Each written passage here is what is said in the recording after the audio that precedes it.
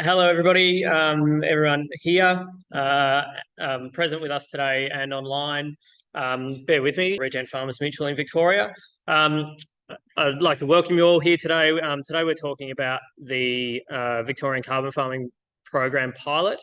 And we've also got Landcare Victoria here to talk about their New Futures program as well, and how we might be able to leverage off some of these programs happening in the region. Just before we get started, for those of you in the venue, I'll just point out facilities where you came in. If you need to head that way, help yourself to refreshments as you like. We've also got just some evacuation housekeeping to do. So in the event of an emergency, okay, I'm going to try and make this as exciting as I can. I will warn people, this is the kind of a pretty significant portion of the presentation today. It's also very technical, and I've tried to tech it down a little bit and make it more digestible, but there are some tech bits in it. So bear with me. If I'm waffling, one of you out there, just give me the heave ho. So this section we've devoted to the Victorian Carbon Farming Program pilot. So we'll just move you through a bit of an overview of the program. What we've got here, what you can see here is the North Central CMA catchment, in which the pilot program is rolling out over the next 18 months. So the program was developed to assist the state government in reducing or hitting its goal of net zero by 2045. And to do that, what the government have done is provide incentives in establishing some high-value tree plantings across this area, with the ambition to roll this out across the state. So this catchment is the kind of guinea pig, and then hopefully in the next kind of 18 or within the next 18 months, this will start to roll out statewide. The current contribution is $3 million for the pilot, and 15 to 18 million overall. Sorry, I should know that. Across or statewide for the first tranche of funding. It involves a suite of registered or qualified or experienced project managers and consultants, one of which is Regen Farmers Mutual, and there are three others. Wood for Good, who also operate in this region, Tree Project, which Landcare people out there might know as the volunteer growing program that has just closed up, I think, this week. And thank you, Wardy, Greening Australia. So in order to create a program or a project, you need to partner with us to do that. The program will be delivered alongside Bushbank, but it's not strictly a biodiversity program. So anything to do with a strict biodiversity program must go through Bushbank. This particular program favours projects that provide strategic importance or assets for productivity enterprises. So that is farming. So we're relying on, this is incentivising farmers and farming operations to put trees in the ground. To be part of the project or run a project out, any eligible landholder will need to partner with us in order to create a project or an application for a project, which then goes to the assessment panel, and then the assessment panel makes a decision according to that. Permanence for landowners and for the RPA is a period of 10 years. So conventionally in a registered project, you're looking at 25, 50 or 100 years. This has been scaled back to a 10-year permanence period. As I say to a lot of people look at that and get a bit worried about that. Having come from the Landcare industry, I often say I've never met a farmer or stepped foot on a farm who put trees in the ground 10 years ago and wants to rip them out. Generally, they want to put more in. So I still have confidence that that's a pretty good time period to establish something. So to begin with, this is broken up into two phases. The first phase is what we're in at the moment. It's an outreach phase. So getting information out, starting to understand what sort of projects might be out there or potential projects, and starting to look to partner with groups or landholders in order to get these things running. So this involves advocacy and support for the program and encouraging or providing trust to landholders that the program is going in the right direction, and that they will be supported in delivering anything that they choose to deliver. It also includes outreach activities and engagement plans. So this event is part of that. And then the next phase is providing specialist knowledge and support in the pilot area, which we're going to do through a bunch of this stuff. So our town hall event tonight, but largely through an opportunity assessment. So what we want to do is take 9 to 12 opportunity assessments across 3 groups in the region. And to do that, we need to partner with land care networks. We need to partner with farm interest groups and people who are really interested and invested in these types of projects.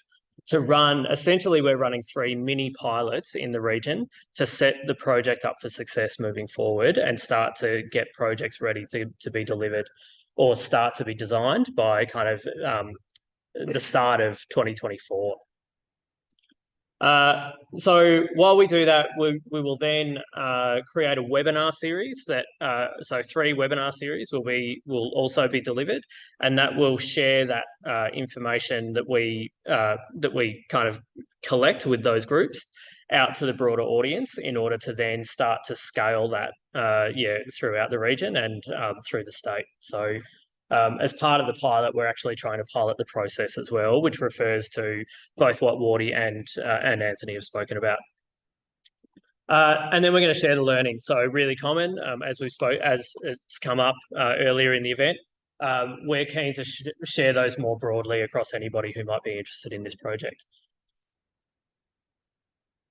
So phase 2 will then, after that outreach phase, and we're kind of doing it already, but phase 2 involves the project development. So that is undertaking partnerships and developing projects to get trees in the ground, in essence. So in order to do that, we need to enable the design, implementation, delivery of these tree growing processes. So there's a process prior to getting anything in the ground that we need to make sure is robust enough to handle the 10 years, be set up for success, but also contribute to those strategies and those guidelines. Part of that is identifying landowners to design and develop proposals and identify groups in which we can scale against. So ideally, we don't want isolated landholders. We want to create an aggregated scale or a landscape scale type transaction or project that might involve neighbours, it might involve a land care group, it might involve a network down the track as we start to move through this. That said, it doesn't have to be a single stage process. We might actually look at that for the long term and bring 3 in and then stagger that and start to develop landscape type priorities around a project like that. Again, that's where the New Futures project can come in and we can start to leverage off some of these other opportunities in order to move a project a little bit further down the line or set it up with further success. Proposals will be considered in terms of extent as far as what additional value might come from that project. So again, moving into opportunities like the New Futures project, or it might be generating timber or for harvest type timber products. It might be offsetting emissions associated with the farm or with the enterprise. So being able to create those emission accounts and that emissions reductions on farm. It might be that producing credits to move into the carbon credit market or setting yourself up for a registered project. Alternatively, there might be other co-benefits related to that. So there might be investment, some kind of community investment or corporate investment that we might be able to leverage out of a project such as this, similar to the Trap Rock project. As far as eligibility goes at the moment, we're looking for, or you must be the freehold owner of that land within the North Central CMA region. So it can only be on private land.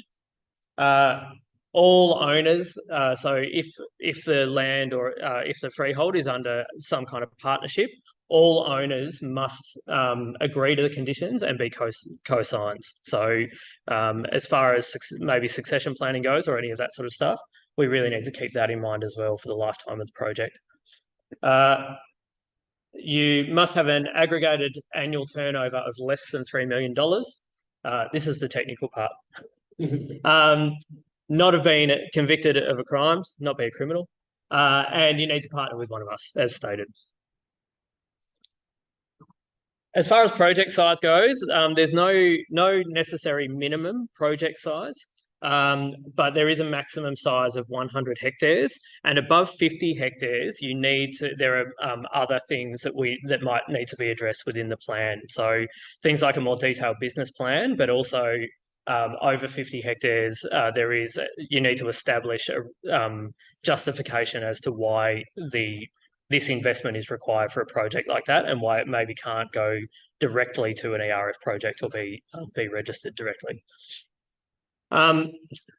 As far as the makeup of a project, plantings can be non-contiguous, but they need to be 0.2 of a hectare or no less than 0.2 of a hectare and a minimum of 10 metres. We're actually recommending much more than that as advisors, and we're certainly recommending that we move out to between 30 and 50 metres in terms of any type of tree project, and that's in line with the ANU guidelines that have been around. They were re-released. We'll grab questions afterwards. Thanks, Dean. Permanence period of 10 years, as stated, and both the landholder and us as RPAs need to commit to that 10 years. So that support is embedded in the project from day one for the lifetime of the project. So just a little bit of information just about management requirements here. The project is pretty non-prescriptive in terms of management regimes and species type inclusions. What I will say there is it does rely on full CAM modelling. So there are aspects of these programs that don't require Indigenous plantings or particular EVC type plantings. But it does take a different stream that we will need to plan for if that is the route that is chosen to go down. It does support implementation of silviculture regimes, and also takes into account site conditions and good practice around broader kind of farming and agricultural processes. So part of that means, looking at the way in which the land is managed or the project is managed, but also giving that farm benefit or that enterprise benefit.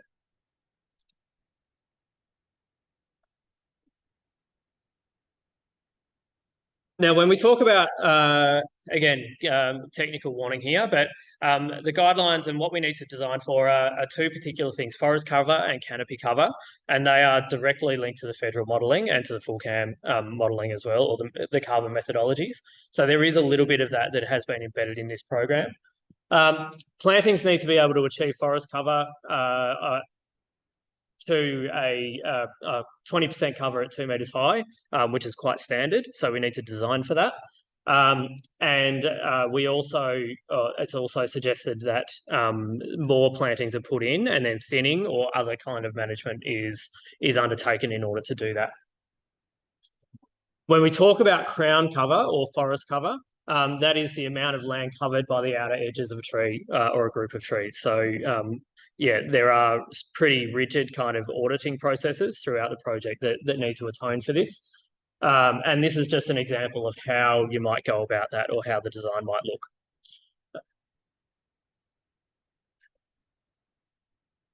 And then this is a spatial example of what that might look like. So when we take in our 20%, we need to make sure that we've got that contiguous cover as well. So something like this is what we call a compliant project. Sorry for those online, on your left if you're looking at the screen. And on your right, with one particular, that top kind of right-hand corner, or that top corner, having died back or had some kind of event go through, that is deemed as a non-compliant. So as far as management goes, throughout the lifetime of the project, you need to be able to manage for that, or be able to look at those signs and continue to audit that. So application process and requirements, it's a 4-step arrangement here, or a 4-step process. What we've got is establishing a landowner and RPA partnership, so having a discussion about what that might look like and what the requirements might be. Part of that we will then develop an application to go to the assessment panel, and that requires moving through a modelling system, so full cam modelling, also understanding and getting some GIS data and some assessment work done, and then understanding how that project might be delivered and doing a costing around it. We then move into we submit that application, that project plan. We move on to a joint project assessment process. So that is then assessed by a panel, and then we get the outcome about 12 weeks later. Applications are open now, technically, and they're going to run through and close in December 2024, unless the funds are exhausted prior to that. So this is just a rundown of those steps that we covered. So in step one, we'll develop and we'll implement a plan, and the project will be designed around the implementation of a 10-year lifespan. We'll then submit that, and that'll be signed by us and by the landholder. The project plan then becomes a kind of document or an agreement that is then held with the department about in terms of what's going to be delivered over that 10-year process. And what that plan needs to include is the management regime. So how you're going to manage it, how you're going to implement it, what the full cam modelling looks like. So how we're going to justify that against the current modelling system. And any activities that might be implemented during that lifetime. We also need to do some mapping and some geo-referenced photos, so photo points across the period, and a cash flow model in terms of what that breakup is between all parties and what's costed on the ground versus what that dividend might look like. Step 3, the application gets submitted, and there's then an outcome within 12 weeks or a notification about 12 weeks after the submission. Cool. Moving on to funding, so eligibility and how this is going to be broken up. The upper limit is determined by project size. So as you can see over here, I've got a bit more of a breakdown. There's a maximum rate per hectare allocated for the first 20 hectares of $5,000 per hectare. Then from 21 to 50, it drops to $3,000 per hectare, and then $2,500 per hectare after 50 hectares. The reason for that is it's indexed around economies of scale. So the bigger the project, the cheaper per hectare it should be to implement. All funding is all determined by a predetermined formula within the guidelines, and that is directly related to the tonnes of CO2 equivalent per hectare that the project will deliver via the modelling. That multiplied by the stocked carbon price indicated in the guidelines, which is $25 per tonne per tonne of CO2e. So if we do that, we then need to run. Sorry, before we get there, this is just an indication of project size versus available funding or maximum funding and the rate at which it's calculated. So you can see here, as we get above the 20 hectares, 30 hectares drops down to $4,500 per hectare. And then if we move to 70 hectares, that drops down to $3,643 per hectare. So it's indexed on a per hectare rate as soon as you get past that 20 hectares, and that pushes the price down, per single hectare. So what I've done here, just to give people a bit of an understanding of how the system might work, I've just had a look at, I think I've got about 12 different scenarios that we've had a look at here, utilising the modelling through a couple of carbon estimation tools.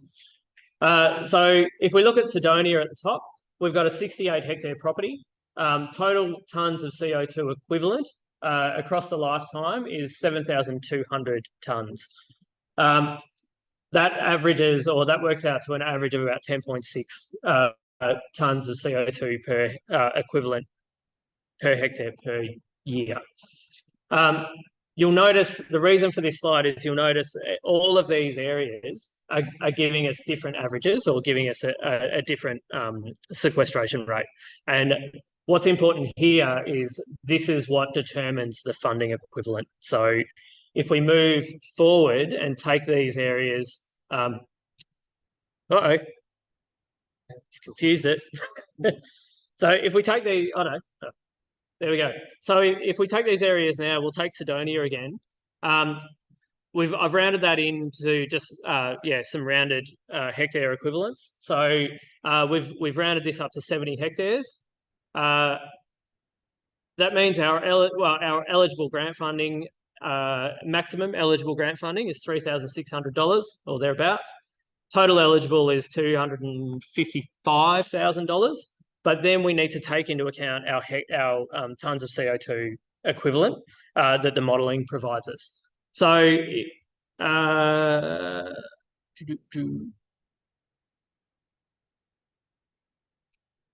yeah. So this is rather than the 3,643 that you'll see in the eligible grant funding, if we move across to the adjusted funding, and for those in the room, this is this one here. This is how it gets worked out. So this is again technical kind of bit. So what we do here is we multiply the tons of CO2e estimation from the carbon tool. We then multiply that by the stocked carbon price of $25 per tonne, and we come out with $2,650 per hectare of eligible funding within the application. So because that estimation of CO2e is lower than I think it works out to about 15 tonnes to the hectare or thereabouts is that figure. We need to then readjust that. So that's got to come down because it's not creating as many tonnes of CO2e within the project. If we look down at Donald, or actually, no, let's take Serpentine in the red. So Serpentine in the red, we've got 100 hectares at 2.5 tonnes per hectare per year. The eligible funding is $3,300 for a project like that. But if we move across, the adjusted funding is $625 per hectare. So this is just an indication of where we need to be a little bit careful about how about sizes of projects and viability of projects. So again, we need to be able to do that modelling and understand that we're not setting people up to fail in order to do this, or where we might need to leverage other funds. So where we might need to leverage something like the New Futures project or another transaction out of Regen Farmers Mutual to be able to get that dividend up a little bit higher.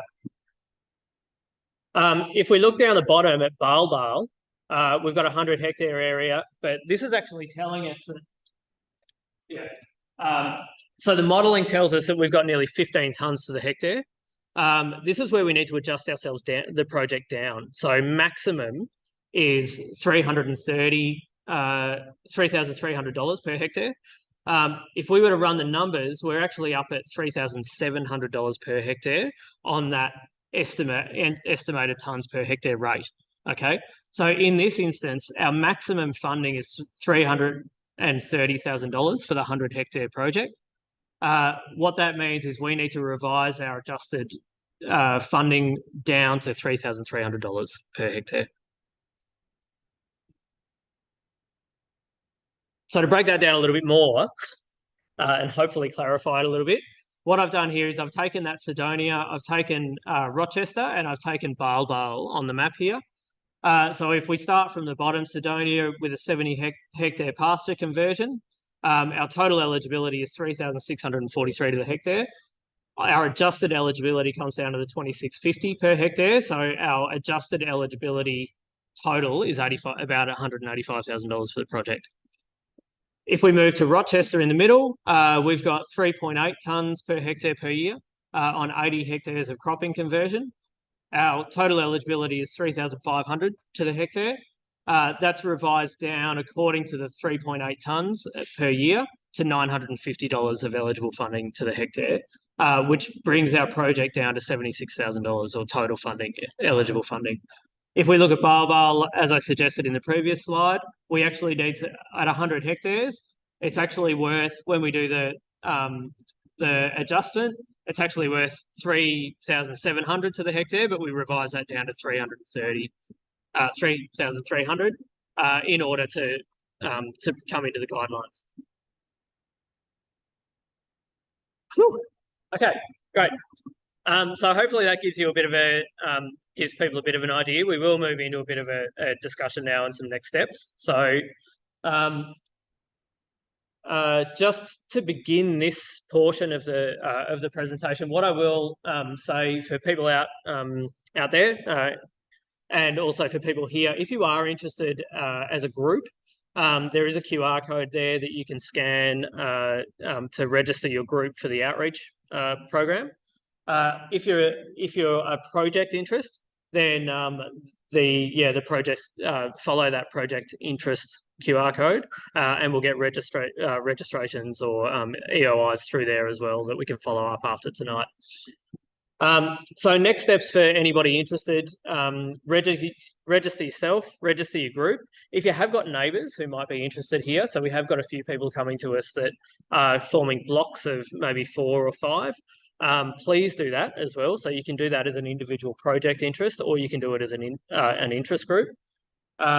Yeah, generally just get hold of us and we can kind of talk through anything else that that might be required.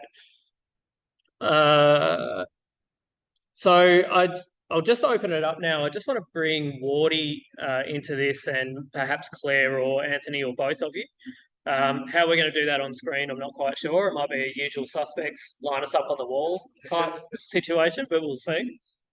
But Wardy, I might just kick off with you just to talk about additionality and synergies, particularly after what we've kind of spoken about today, and then we'll move into a bit of a discussion. Sure.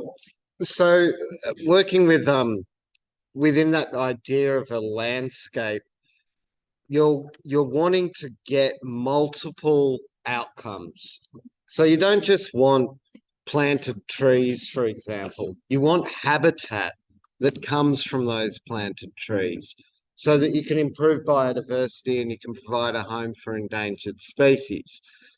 Now, what we have here in this Victorian carbon farming pilot program, and when you cross that with the New Futures landscape impact program, is the first elements of a stack transaction.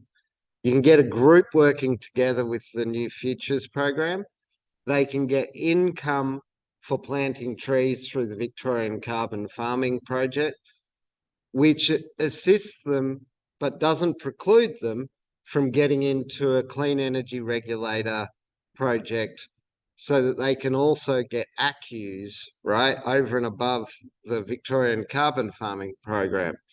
Those ACCUs they could retire in order to meet their net zero requirements for their commodity, or they might sell in order to generate cash flow. Now, that's just the start of the stack, working off carbon, which is probably the most mature of the environmental markets. But we know that even by June 30 in 2024, 9 months' time, we will have a lot clearer idea about what biodiversity markets look like globally. By that time, the World Economic Forum auction on biodiversity credits will have happened. We'll also know whether we're going to get a nature repair market in Australia before or after the next election cycle, and what flavour that might look like. So starting to work together, starting to put your stack together, and allowing time for a maturity of the view about what can we do individually and collectively, and the maturity of the markets. What does carbon expect? What do impact and philanthropic investors expect? What do biodiversity markets expect? What does your supply chain and your bank expect? Starting to understand these is the whole basis, but it's made a lot easier, a lot less stressful financially for farmers, thanks to the opportunity to be involved with the Victorian Carbon Farming Pilot Program. And it's made a lot easier when you're not doing it on your own, you're doing it as part of the group, supported by your land credit group, which is what the Victoria New Futures program allows for. So that's what's got me excited, and why we wanted to bring everybody together in this conversation today, because it's the start of something in North Central CMA that looks like a stacked and aggregated transaction, which looks like it's got government, land care, and the mutual support. So if there were ever sort of the right conditions to establish a landscape-led, farmer-led, government-supported, carbon underwritten project, it's kind of now. So that's my piece to it. Claire, do you or Anthony, would you like to make any comment on the stacking or the value that you see? If you don't, you don't. I won't, but I guess I just wanted to reiterate, if you're a project, have a chat with your local land care facilitator or your local group. So I think we've really highlighted today the opportunities of the we in this, and that there will be something more that can happen if you do collaborate. That doesn't have to be onerous. So some people think they're going to have to turn up to committee meetings and really dig into the kind of, long stalwart kind of committee component of land care. It doesn't have to be that way. So do reach out. If you're not sure where to start, get in touch with Land Care Victoria. Were there any questions on that? Yeah, we've got we'll just move into some questions and stuff. And I know, Dean, I've got you on the list here as well. I will just start off, and those here and online, it might be a bit of a revolving kind of thing, but even Wardy, maybe we can chime in on computers and see how that goes. We'll see what happens. The first question that I do want to address is from Kenneth about using natural capital accounting for farm management. And this came from the Regen Farmers Mutual presentation, or the About presentation. Wardy, I kind of had a crack at that, and the discussion, or the answer was about, I suppose, identifying the best method that was required for the project and for participants. But do you want to elaborate on that a little bit? Sure. So at the Mutual, we're a bit measurement agnostic, but we see life as a bit of a waterfall. And it goes like, what's somebody wanting to see if they're going to pay you, the customer at the top, and then the government, what do they regulate? What do they want to see? And if you don't show it, you go to prison, right? And then somewhere after you've looked after the customer and you've looked after regulation, then you can start to look at best practice and scientifically compare different methods. But what I've seen a lot is, 2 years ago, every university in Australia had a biodiversity measurement tool in development.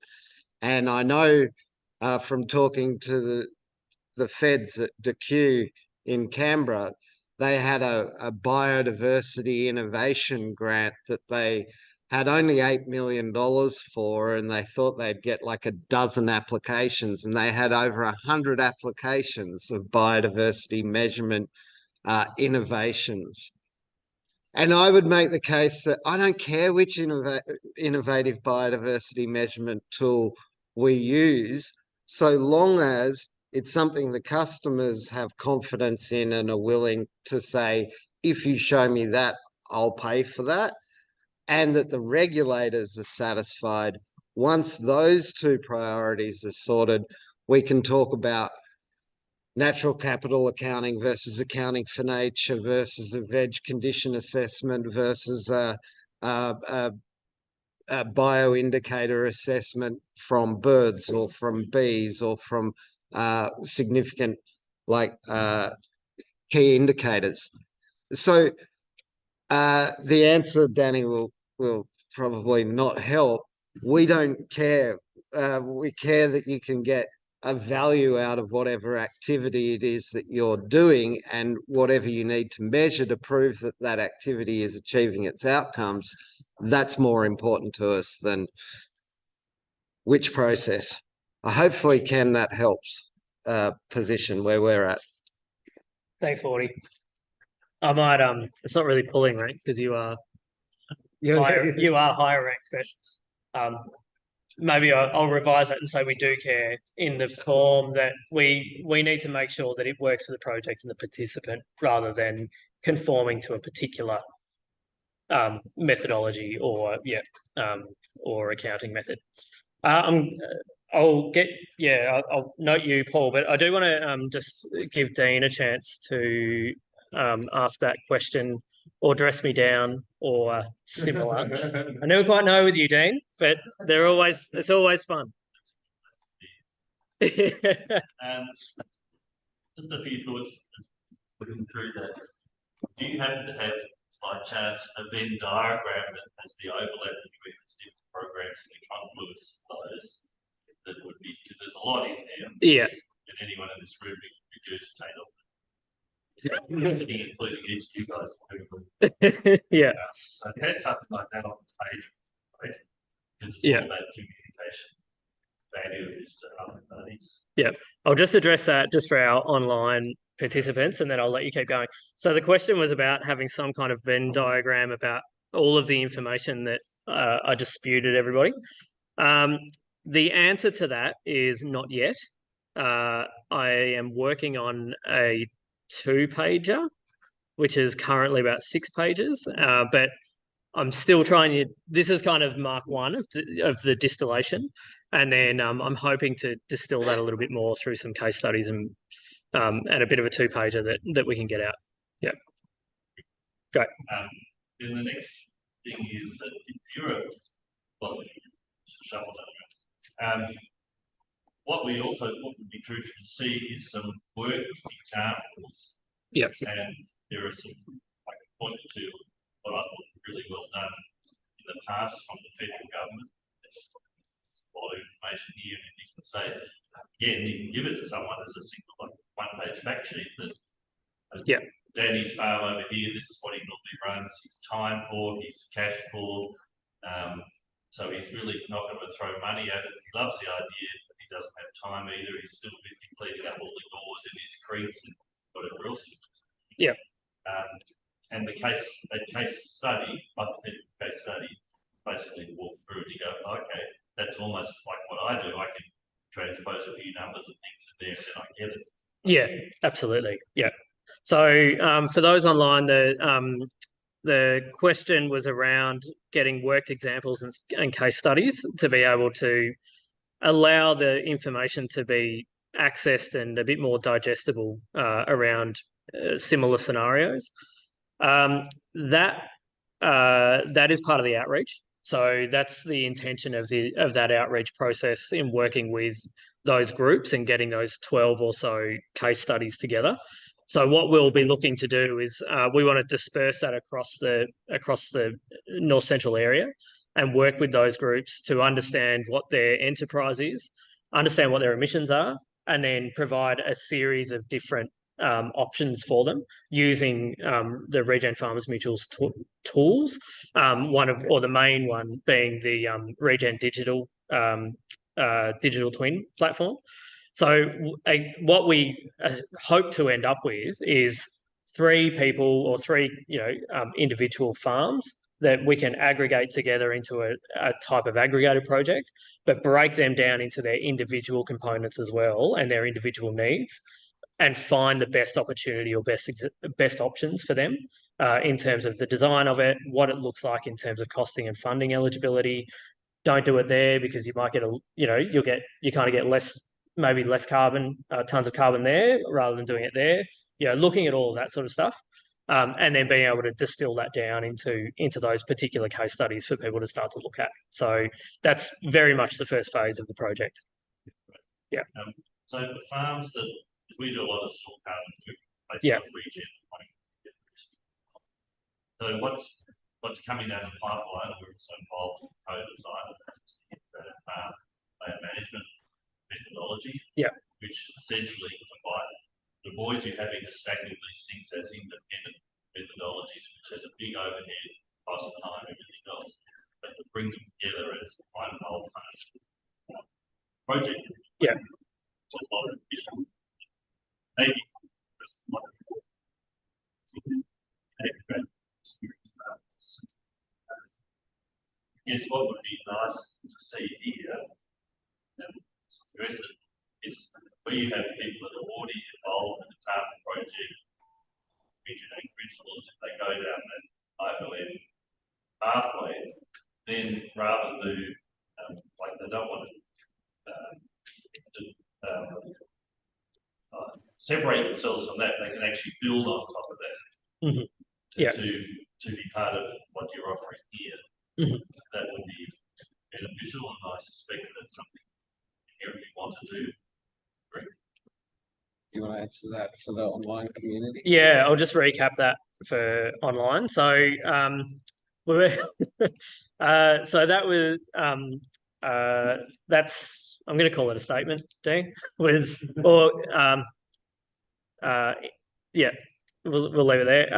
Was about integrated stacking. So being able to take what methods and developments or programs that are already happening, and integrating them in without the arduous kind of administration that silos a lot of these projects. I'll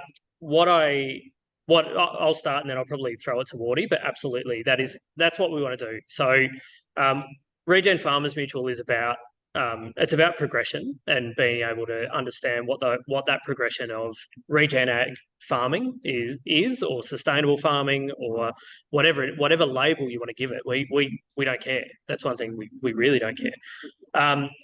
But it is for us, it's about opening up those opportunities and leveraging against perhaps what's already been done. So there is, and as many people probably out there and in the room know, you can't go backwards. You can't retrospectively, apply for ACCUs or for a carbon project. And that is one thing that continues to come up in terms of feedback.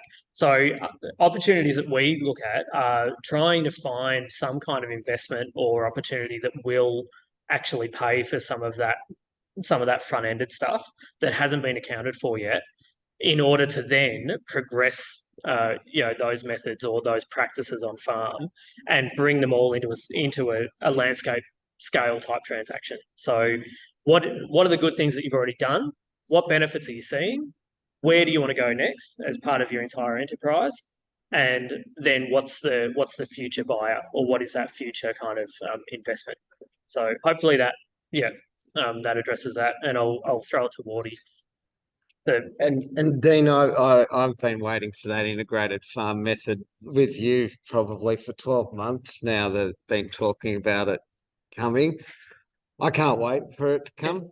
And when it does, it will make carbon projects a lot simpler. We need to make sure that additionality and newness that they're talking about in the nature repair market doesn't conflict with the additionality and newness around the carbon market for a single piece of land. Otherwise, you're saying to farmers, we only care about your carbon outcome or your biodiversity outcome, not both outcomes. That's with or without the integrated method. So that's one point. And the other point is, if somebody in a region already has a carbon project, but they're willing to work with their neighbours and peers in a landscape scale transaction, we actually really welcome that. One of the opportunities in that field trip component of a landscape impact program is to take farmers who are newer on the process to an environment that is a good example of what you can do if you adopted this intervention, or if we collaborated and we made these impacts.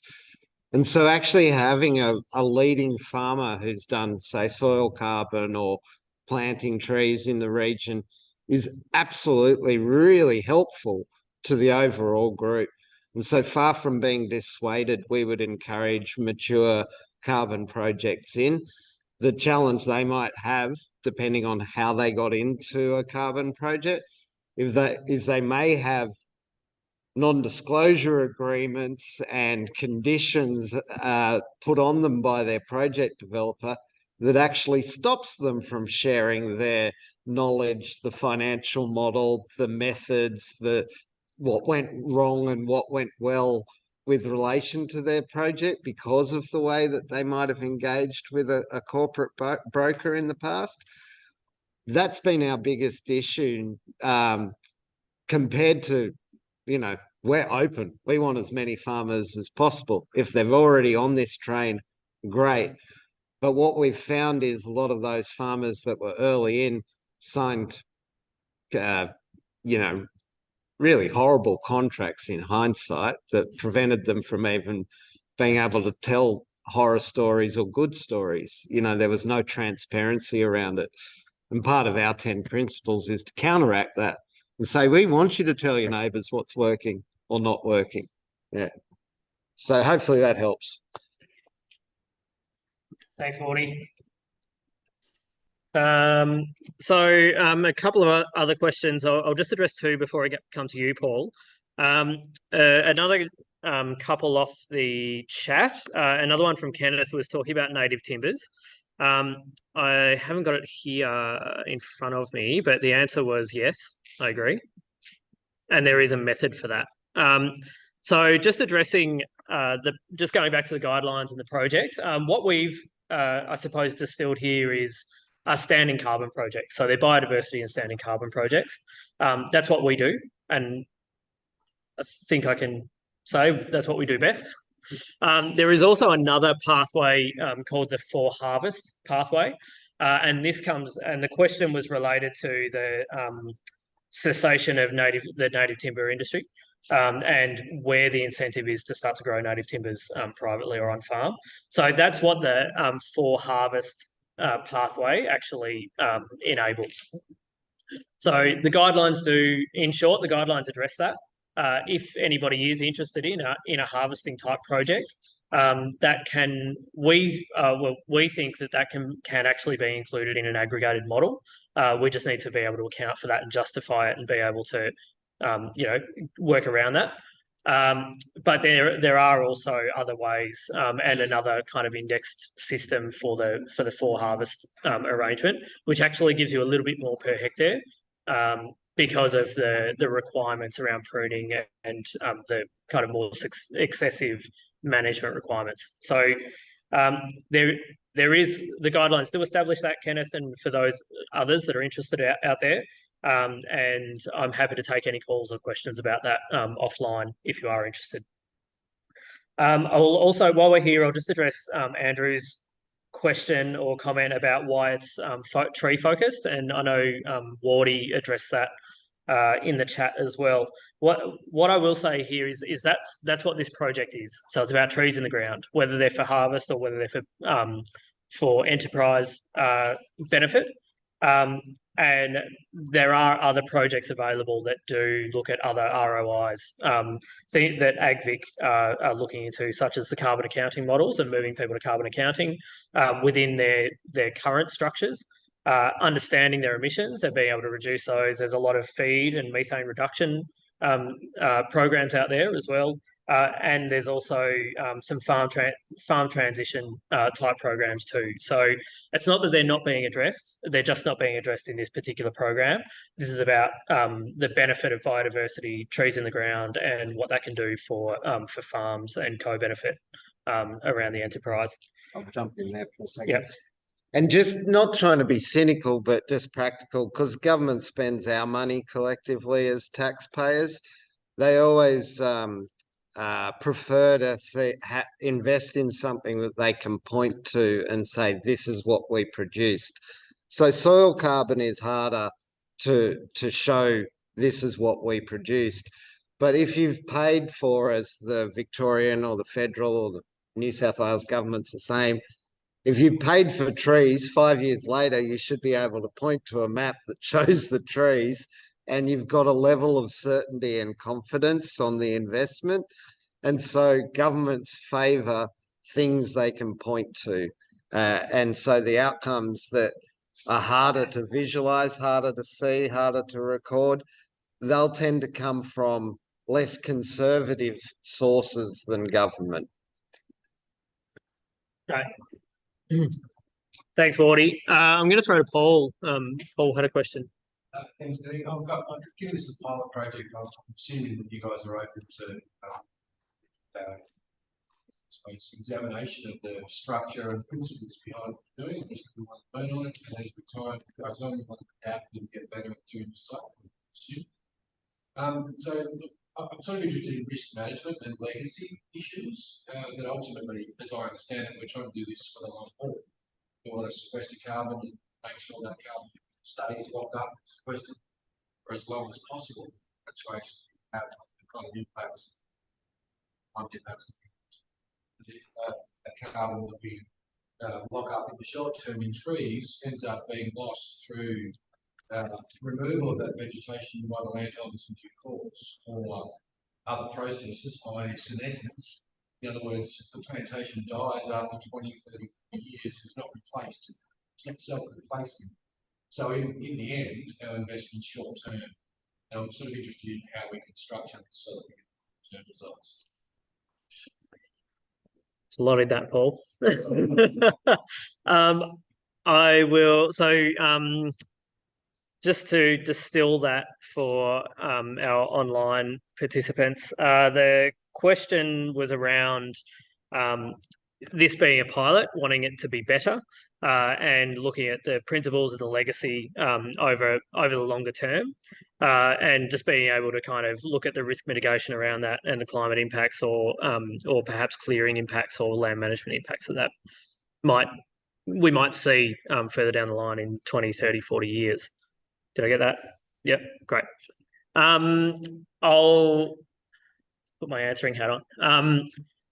I'll just preface this with, yes, we do. We absolutely want to start to look at that.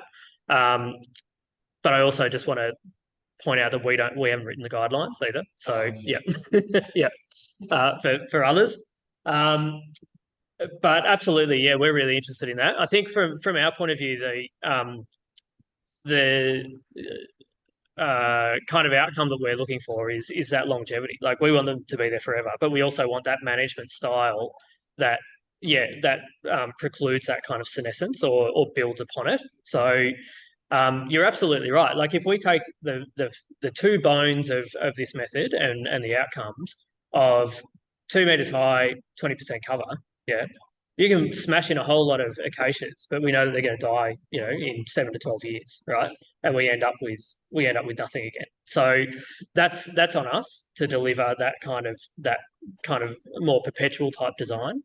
I think it's not stated in the guidelines, but I would hope that good design, and where we're coming from, will actually, we would expect to see some natural recruitment in those areas as well, providing the management was right, and that they don't get, nobody goes over it with a, D7 or something. So the longevity is probably in that kind of,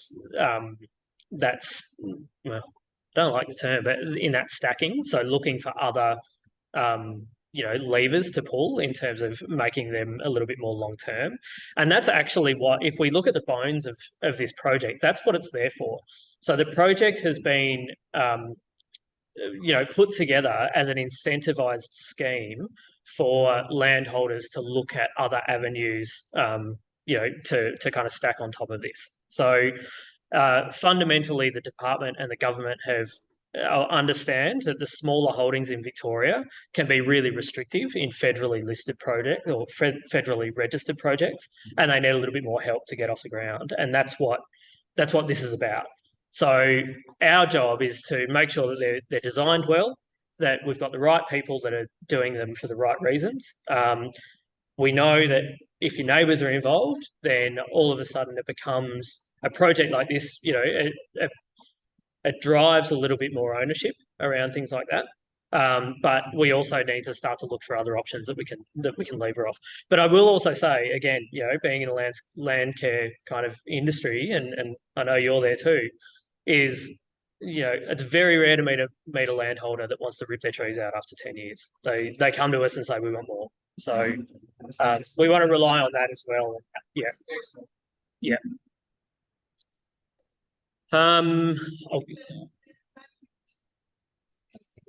Yes, yeah, absolutely. I guess my query around that start with this program on the roads. Yeah. Residential team. Yeah. And you said, well, it was quite a resident. Yeah. But then we also talked about Yeah. and then when you look at figures that we stood up Yeah. it seems like this is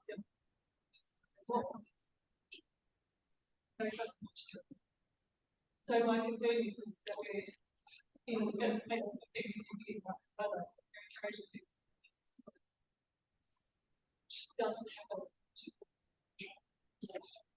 just Yeah. I love to see trees in the ground and as you would say trees.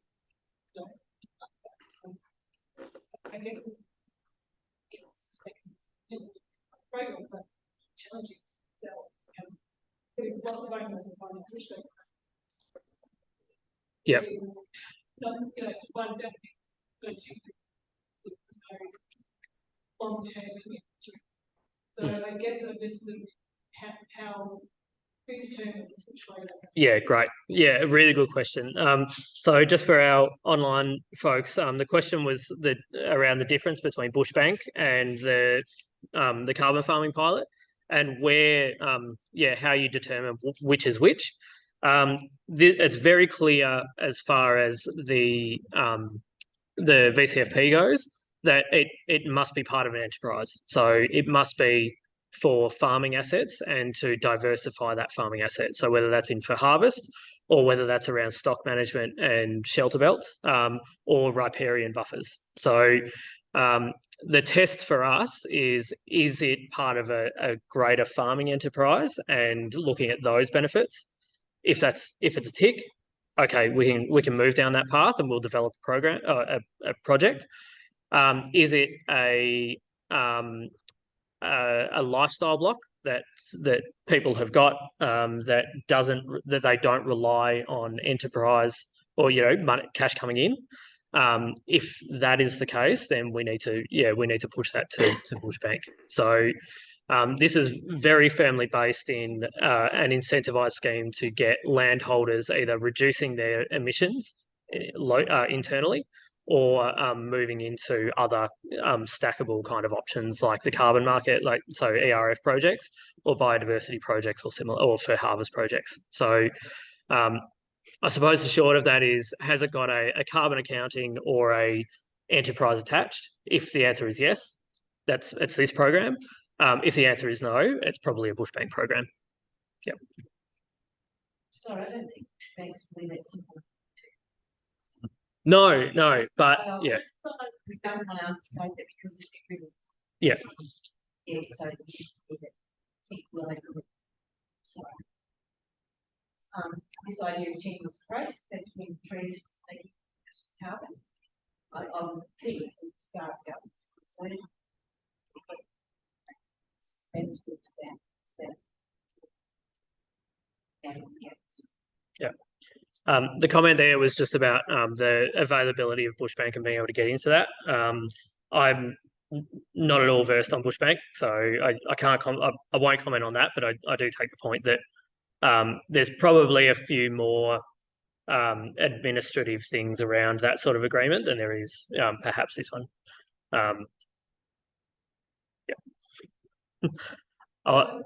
Yeah.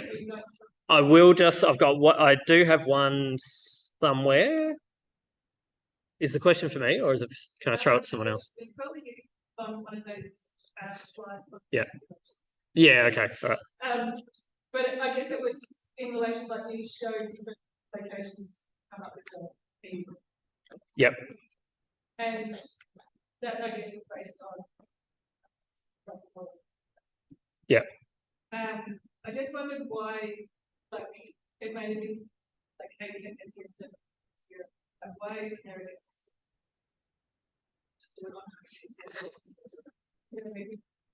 Yes, there is, and no, there's not.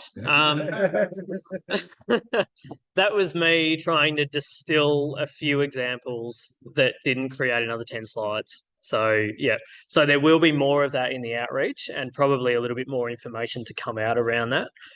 So the question, sorry, those online, the question was about the examples given and around tons of CO2 equivalent and why they weren't the same across the board. Yeah, the reason was I just wanted to give a bit of an idea of different sizes to be able to provide a better indication of the index system and also the modelling system around tonnes per hectare to see how that adjustment looked. So within that, I looked at a couple of different sizes and a couple of different modelling scenarios in different areas in order to just provide a bit of a scattergun type approach of the district, but also what people might be looking for if they've got 20 hectares or if they've got 50 hectares or if they're looking for 100 hectares. So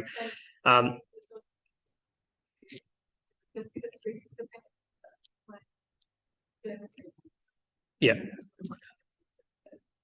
So does that cost index change? Yeah. So the follow-up question was about species choice. So the guidelines do state that they're not super prescriptive, but they are modelled on the full cam system, and part of the full cam system does, and the methodologies around that gives you a certain prescriptive kind of planting. So, so yes, it does a bit, but also then the for harvest type project has a higher indexing rate. So, and a completely different species, suite available. So, the answer to that is yes, it will change. How much, how long is a piece of string kind of thing. Yeah, so that's where we're starting to get into the project planning and being able to kind of distill that down into what's required there. Yeah. Great. There's one question that I do want to get to from Olivia. Where are you, Olivia? So the question was around productivity of land and rainfall varying across the region, and that farms in the south are smaller, and to exclude 20 hectare, anything greater than 20 hectares. I think, Olivia, if you're still there, I might be getting this wrong, but will be a stretch. So is there consideration given to sizes and potential carbon stock from high rainfall and soil type? The answer to all of that is yes. So the modelling will determine that for us. And then we can run that through the feasibility kind of structure that we've created. And also the kind of, how that marries up with tons of CO2. So we are kind of running through some benchmarking at the moment. Olivia, you and I have had some conversations and I'm happy to take those offline. But largely, we do recognise that as you could see in that map, that the carbon harvest is going to directly impact whether it's a viable project or whether it's not a viable project. But also the hectare rate is also going to determine how viable that project is, not just for us, but for the landholder. And that's what we want. That's absolutely part of what we need to kind of keep in mind in terms of integrity. So Regen Farmers was built on not taking all the money. And so we don't want to do that. We want to make sure that we're not setting landholders up to fail, and also not taking a higher dividend than we need to in order to just provide a landholder with the feel-good factor. So we need to be really realistic about that, and that perhaps that's around aggregation or bringing others in so that we can aggregate a transaction or create some kind of landscape impact around that. So there's a lot in it. It is very detailed, but we hope to identify some of that in the case studies as well. Just Olivia, on that point, that map of North Central CMA had a full cam output of, I thought the lowest was about 2.5 and the highest was north of 14 tons of carbon equivalent. So what's that, like a 5 to 7 factor difference in the yield of carbon for a single hectare, depending where you are. in North Central CMA. And then the other thing I would say is, until about 2 years ago, you know, the federal government wasn't even sure that we had a climate crisis or believed in climate change and environment. So the ERF, the main instrument with which we have to decarbonise in Australia, it really wasn't built for mass adoption. It certainly wasn't built for smaller land sizes. So one of the challenges and opportunities for the mutual is to be able to help farmers or landholders that are smaller than is necessary on their own to be able to get into a project, to aggregate and get into a project.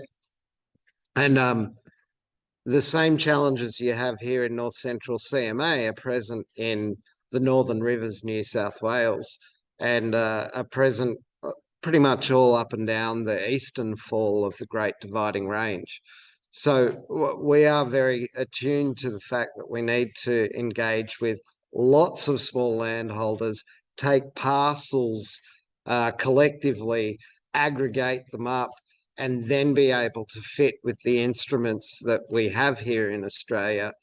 And then in order to have faith that your bit of the overall is going to be fairly rewarded and you'll be able as an individual to make some money from that, you've got to have something like a mutual, which needs to keep the lights on, but has no need to make an accelerated return to pay shareholders risk capital. And so the mutual will help aggregate smaller landholders and distribute it without a great big tax on whatever is earned. But we're dealing with lots of small, is hard to make work in the markets that we've got. And the mutual is trying at the moment to work out how to do that aggregation of lots of small. And probably we'll have some decent answers by early 2024. But part of that answer is the Victorian Carbon Farming Project helps us remove some of the financial burden. Question? Yep. You've got the 3 other advice groups. How are you sort of working together on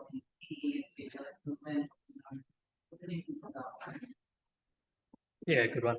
Well, we're going to do a webinar together in the community so that people can do like a reverse Dragon's Den. We'll pitch. Yeah, we're not doing the pulping wood commercial timber. That's Wood for Good. And probably we're more similar to Greening Australia and they're more similar to us. And we might say, well, we're all about aggregation, and they might say they're all about previous experience and track record. So ultimately it comes down to how an individual farmer wants to work. But our appeal, we think, is don't work as an individual, work as a group, because that's where you'll have a material environmental and economic outcome.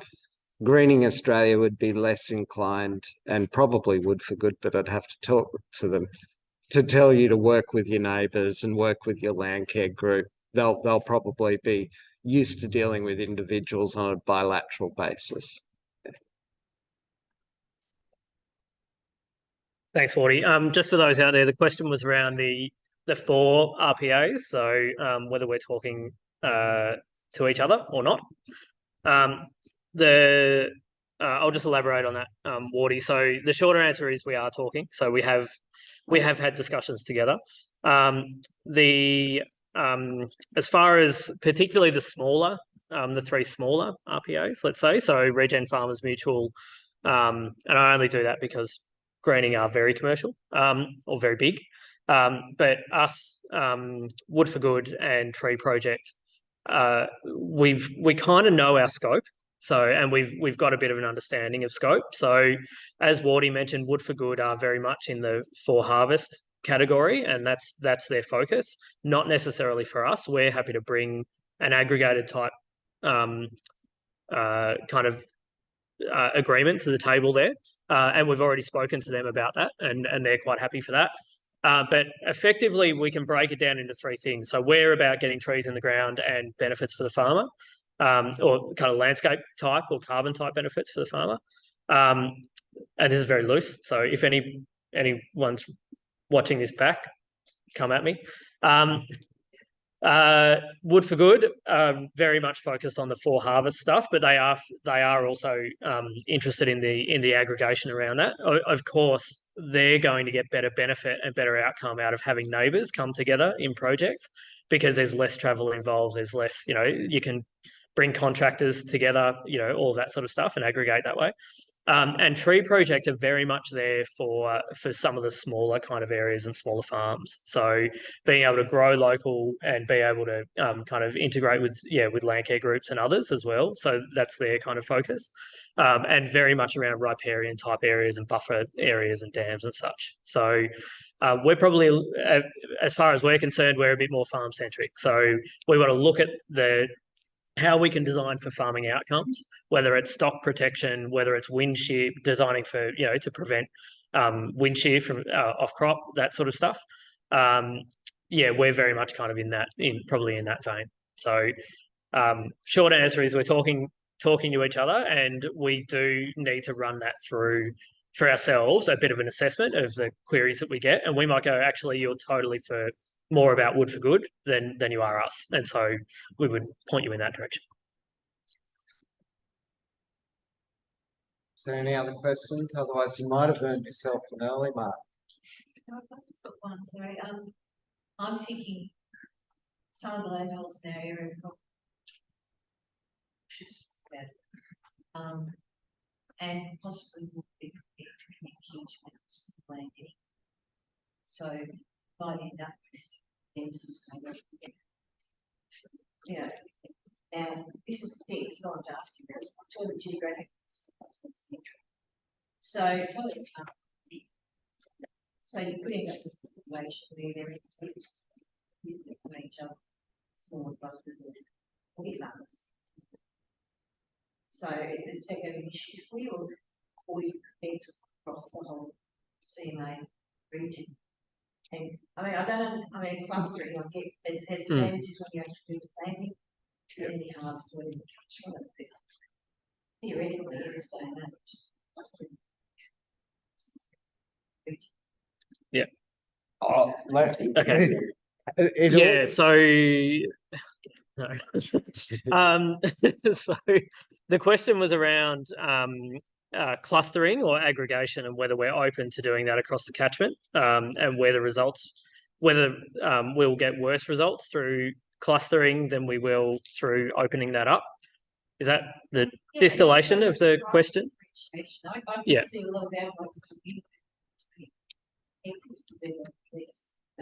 Yeah, gotcha. Yeah. So it's looking at the modelling and understanding the size of a project and that aggregation, and then being able to run something out on an aggregated scale. So I will throw that to Wardy, and then I've probably got something to add to that as well.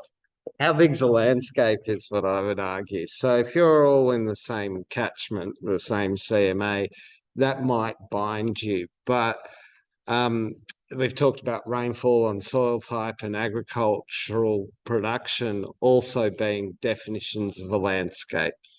So when I looked at the Land Care New Futures program, there were 3 different groups within North Central CMA who've put in an expression of interest to be part of that.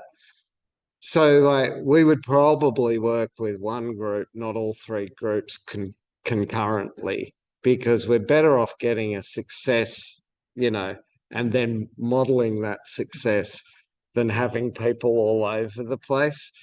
One of the things that we found with that Trap Rock group was Trap Rock's all fairly uniform, undulating environment south of the Cunningham, north of the Queensland border, west of Stanthorpe until you hit Englewood, where it starts to get out of Trap Rock and into the slopes and plains. So it was really nice to be able to go, that's a defined ecosystem type. And we got lucky in that the 14 farmers that we're working with primarily to start with in this auction for the World Economic Forum. They sit between the national park, Sundown National Park, and the Pikesdale Reserve. So there's a whole narrative that you can string together there because they can join and because they create a biodiversity corridor. That if you've got people that are aggregated financially but not necessarily co-located, you can't get that narrative in there, and then the buyers can't buy that outcome. Whereas the buyers that are lining up for that group of farmers collecting in a national park to a reserve, they're like, this is gold. You know, we've got another 180 farmers to roll that out to in the Trap Rock, the broader region.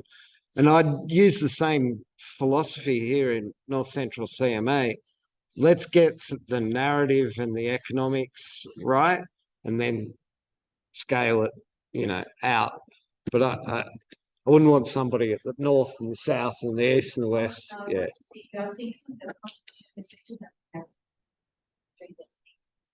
I know some of those people,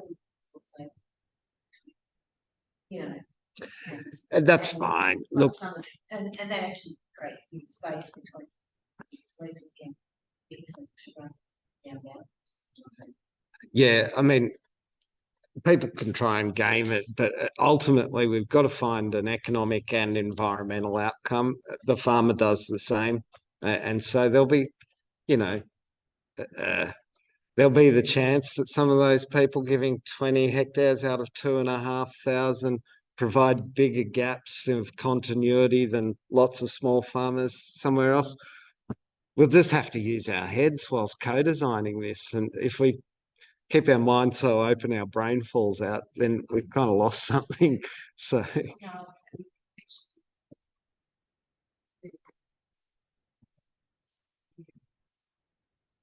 yeah.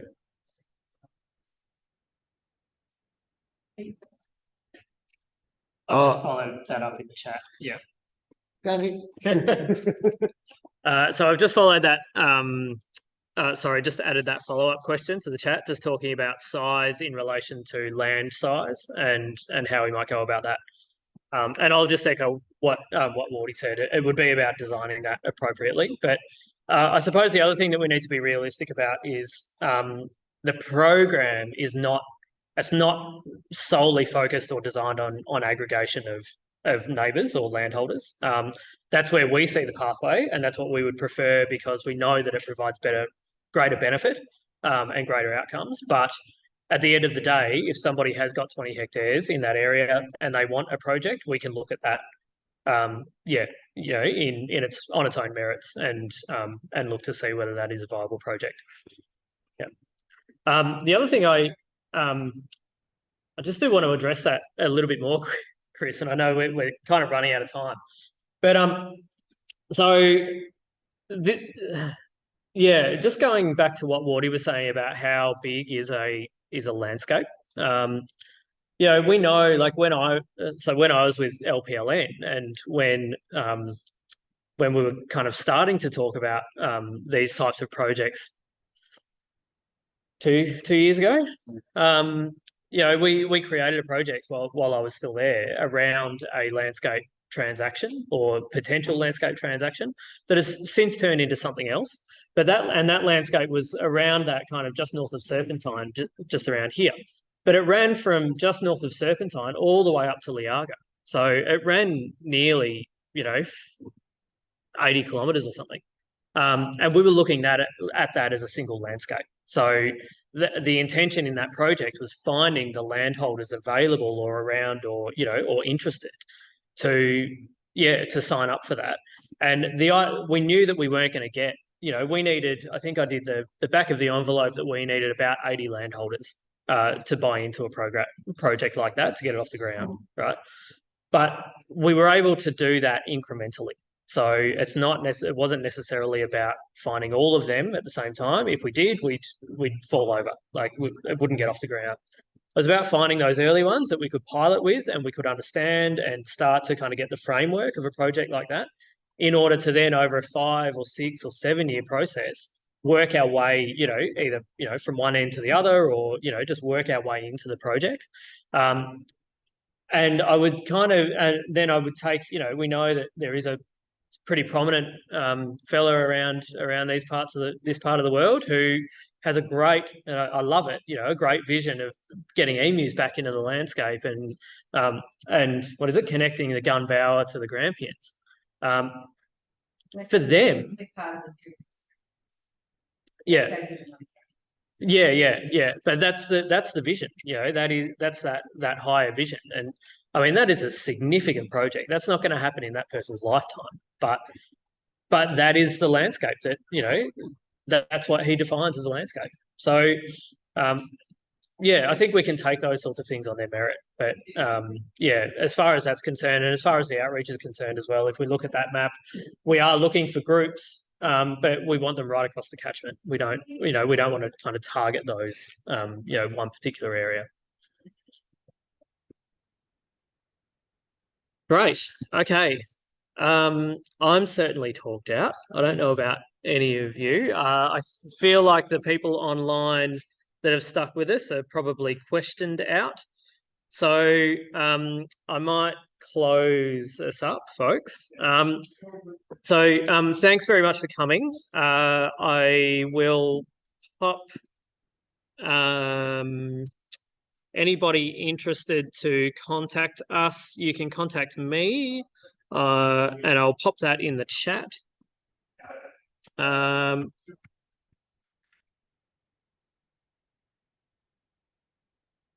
But I can only do one thing at a time, seemingly right now. If you are interested, I'll just pop us back to the lodging your interest page. So people out there, or if you want to grab a quick QR code, please do so. Do the survey. For those out there or for those here, grab a quick thing. If not, get hold of me. You can also hit the DECA website, so the Victorian Carbon Farming Program website, and our details are there as well if you'd like to catch up with us that way, or a bit more conventionally, or take anything offline. I do want to thank everybody out there and everybody here for coming, and thanks very much for your time. Hopefully it was informative for you and we didn't explode people's brains. I'd also like to thank Wardy for coming down from New South Wales. It was a big drive for you. And also Claire and Anthony for their time and coming up from Melbourne to be part of the event. Thanks very much for coming. Hopefully it was informative for you, and we can help you out and start to get some trees in the ground. And if you'd like to follow Regen Farmers Mutual, best way to do so is on Facebook, or subscribe to our updates for this particular project, particularly if you're outside of the catchment and you want to just keep abreast of things that are that might be rolling out next year. But till then, thank you. That will conclude the event, and